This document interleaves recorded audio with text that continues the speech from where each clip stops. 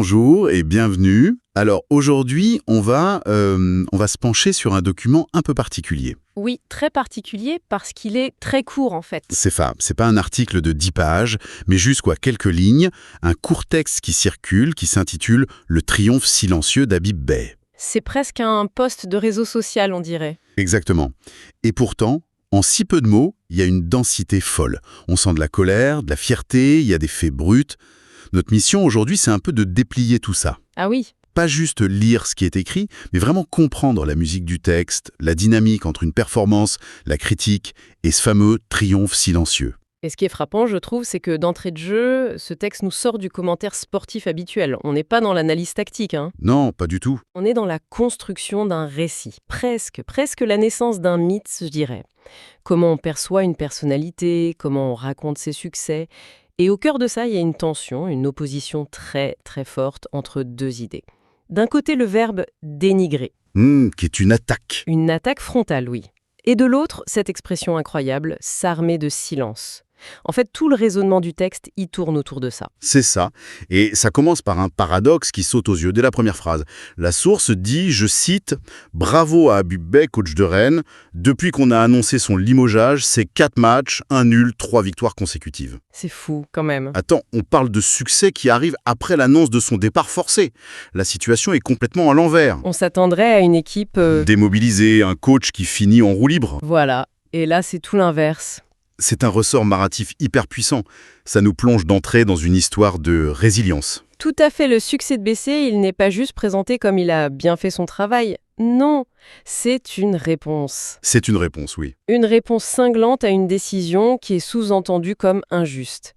Et ce qui est malin, c'est que la source ne perd pas une seconde à nous expliquer le pourquoi du limogeage. On ne sait même pas si c'est vrai, si c'est une rumeur, si c'est acté. Exactement, ce flou est volontaire. Et pourquoi volontaire à ton avis? Ça semble quand même être une info clé, non? Parce qu'en l'omettant, l'auteur nous force à regarder une seule chose, la réaction de l'entraîneur. D'accord. L'attention n'est plus sur la direction, les raisons en coulisses, mais sur le terrain. Le terrain devient le seul juge, le seul tribunal. C'est l'histoire d'une revanche par le jeu. C'est ça.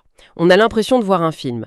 L'homme qu'on met de côté se relève et prouve à tout le monde qu'ils avaient tort. C'est un archétype, quoi.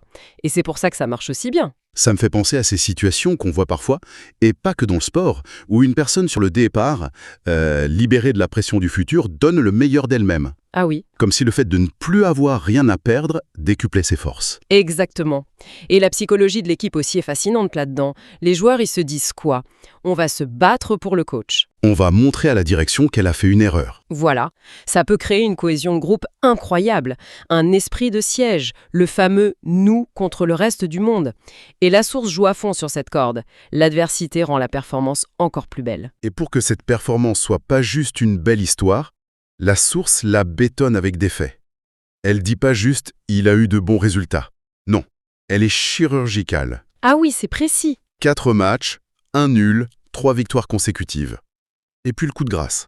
Rennes est actuellement 5e de la Ligue 1 française. Là, on peut plus discuter. C'est factuel. C'est la preuve. La pièce a conviction dans le procès que le texte intend. Ces stats, ce classement, ce sont les éléments qui ancrent tout ce discours émotionnel dans une réalité incontestable. Le bravo du début, il est justifié par des chiffres.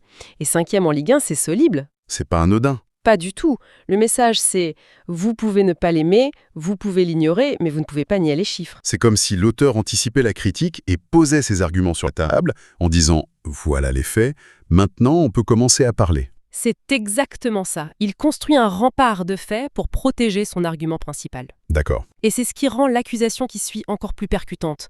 Parce qu'une fois que les faits sont établis, que personne ne peut contester la réussite, la question devient « alors, pourquoi on n'en parle pas plus ?» Et on y arrive. La phrase clé, le cœur du message. Quand il ne gagne pas, il le dénigre, mais quand il fait des résultats, il s'arme de silence. L'accusation est d'une violence. On passe des faits à un jugement très très dur. Mais qui est ce « il » ? C'est la grande question. On nomme personne. Et ce « il » anonyme, c'est une technique redoutable. C'est un pronom qui agit comme un filet. Il peut attraper tout le monde. Les journalistes, les consultants télé, les spécialistes. Et les supporters, la direction du club, peut-être. Oui. En ne nommant personne, ça donne l'impression d'un système, d'une cabale. Ça crée cette image d'un homme seul, Habib Bey, face à un environnement hostile, le fameux David contre Goliath. Et cette expression « s'armer de silence », j'y reviens, parce qu'elle est tellement forte. On ne reste pas silencieux, on s'arme. C'est une action. C'est une action délibérée, une stratégie. Le silence devient une arme. C'est une vision assez sombre de la chose. C'est une lecture, oui, et elle est très puissante. Elle suggère que ne pas reconnaître le succès, c'est une forme de dénigrement, aussi forte que la critique directe. C'est l'idée que le silence, c'est du mépris. Mais on pourrait aussi y voir une nuance. Ah, laquelle? Peut-être que ce n'est pas tant une arme qu'une forme de gêne. C'est-à-dire? Imagine les critiques qui avaient peut-être prédit son échec ou qui avaient validé son futur limogeage. Face à son succès, que faire? Difficile de reconnaître son erreur en direct. C'est pas facile, non. Le silence, dans ce cas, c'est peut-être pas une attaque, mais l'aveu embarrassé qu'on s'est trompé. C'est moins une arme offensive qu'un bouclier pour se protéger, pour ne pas perdre la face. Qu'en penses-tu? Je vois. C'est une interprétation intéressante, ouais. Ça rend le heal un peu plus humain, moins monolithique. Mais au fond, dans les deux cas, que ce soit une arme ou un aveu de gêne, le résultat pour Habib Bey est le même. Sa réussite est passée sous silence. Elle n'est pas célébrée à sa juste valeur, selon l'auteur. Absolument. La source ne s'intéresse pas à la psychologie des critiques. Elle constate le résultat. Un traitement à deux vitesses. Du bruit dans l'échec, du silence dans la réussite. Ça me rappelle un peu ce qui peut se passer dans le monde de l'art. Vas-y. Un artiste peut sortir une œuvre, avoir un succès public incroyable, mais si quelques critiques très influents, les faiseurs de rois, décident de ne pas en parler, leur silence peut peser aussi lourd qu'une mauvaise critique. Il peut presque effacer l'événement. C'est une super analogie, un silence qui a le pouvoir d'invisibiliser. Mais alors, si on continue, on a un coach qui réussit contre vents et marées face à des critiques qui se taisent. On pourrait s'arrêter là? Mais non. Mais non, le texte nous emmène ailleurs. Il y a une autre dimension qui infuse tout le message. Je pense aux emojis du drapeau sénégalais, le SN, et à la conclusion.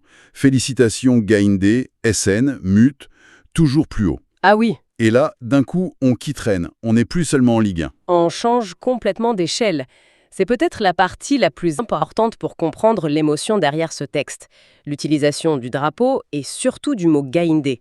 Ce n'est pas anecdotique. C'est central. C'est central. Gaïndé, en Wolof, ça veut dire lion. Et ce n'est pas n'importe quel lion. C'est le symbole de l'équipe nationale du Sénégal, les Lions de la Teranga. Donc, en l'appelant Gaïndé, l'auteur ne s'adresse plus seulement à l'entraîneur du Stade Rennais. Non. Il parle au lion. Au Sénégalais. Précisément.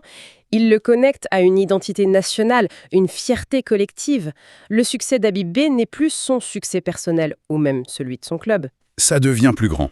Ça devient le succès d'un des leurs sur la scène européenne. Chaque victoire de Rennes sous sa direction est vécue comme une victoire symbolique pour le Sénégal. On sort du cadre sportif pour entrer dans celui de la représentation. Et ça, c'est un phénomène qu'on a déjà vu, n'est-ce pas? Des sportifs qui deviennent des porte-drapeaux pour leur pays d'origine, même en jouant pour des clubs étrangers. Bien sûr. Je pense à Didier Drogba pour la Côte d'Ivoire ou Sadio Mané, un autre Sénégalais, qui est une idole absolue, le bas. Exactement. Ces joueurs, et maintenant ces entraîneurs, ils transcendent leur rôle. Ils ne sont plus seulement des athlètes, ils deviennent des ambassadeurs, des symboles. Et ça met une charge symbolique énorme sur leurs épaules. Quand ils réussissent, la fierté est décuplée. Mais quand ils sont critiqués, ou pire, ignorés, l'offense est ressentie par toute une communauté. Ce qui veut dire que le silence dont on parlait, il prend une toute autre dimension. Ce n'est plus juste le silence des critiques sportifs français envers un coach de Ligue 1. Ça devient perçu comme le silence du système européen face à la réussite d'un Africain. L'injustice ressentie n'est plus seulement professionnelle. Elle devient symbolique. Voilà. Le « il le dénigre » ou « il s'arme de silence » est interprété à travers ce prisme. Le silence est ressenti comme un manque de respect qui touche non seulement l'homme, mais tout ce qu'il représente. Et c'est là que le texte puise sa charge émotionnelle la plus forte. C'est fou comme, en partant de quelques lignes, on a pu déplier tout ça. Si on essaie de résumer le voyage qu'on vient de faire. Allez.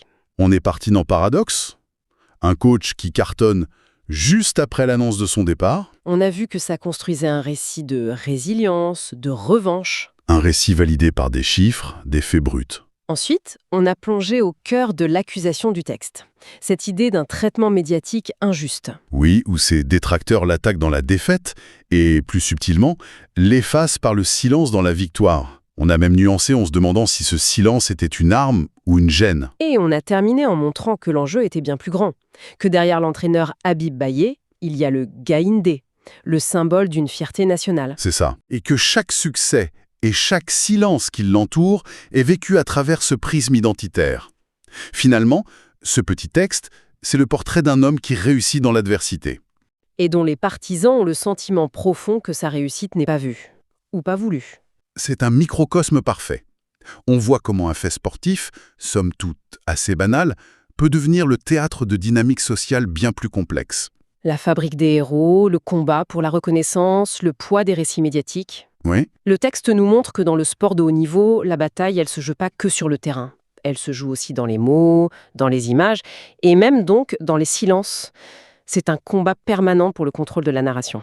et tout ça nous laisse avec une question qui dépasse largement Habib Baye ou le foot.